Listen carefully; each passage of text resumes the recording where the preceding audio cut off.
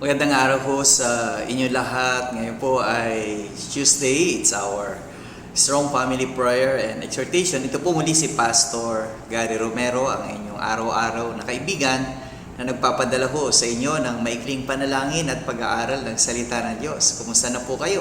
Nawa, tinanggap nyo na po ang ating Panginoong Kristo na maging Panginoon ninyo, tagapagligtas. At dadako na po tayo sa panalangin, ipagpadadasal natin muli ang pamilyang Pilipino na sila ay makakilala sa Panginoong Kristo.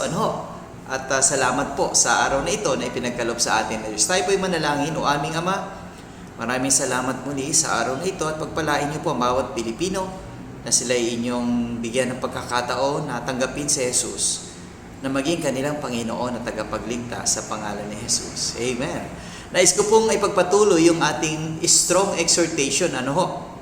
Dito sa Ephesians chapter 5 and verse, verse 5. For this you know that no warmonger, nor unclean person, nor covetous man, who is an idolater, had any inheritance in the kingdom of Christ and of God. Ito po ay isa na namang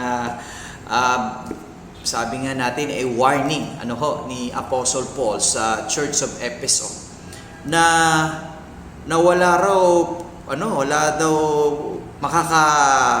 sabi na natin ay makakatanggap ng pamana ng kaharian ni Kristo at ng Diyos sa mga tao na malam ninyo na yung mapakiapit maruming tao at masakim na tao at sumasamba sa mga Diyos-Diyosan. Kaya ito po ay kanyang sinabi upang sa ganon ay magkaroon ng awareness ang Church of Ephesus na walang pagkakataon na makapasok sa kaharian ni Kristo at ng Diyos ang mga tao na gumagawa ng mga labag sa aral at utos na naayon sa salita ng Diyos. Kaya nawa ang ating panalangin sa bawat pamilyang Pilipino ay tayo sama-samang sumunod doon sa mabuti na kalooban ng Panginoon at huwag tayong gagawa ng mga labag sa kanyang kautusan upang sa ganon ay makapasok tayo doon sa kaharian ni Kristo at kaharian ng Diyos.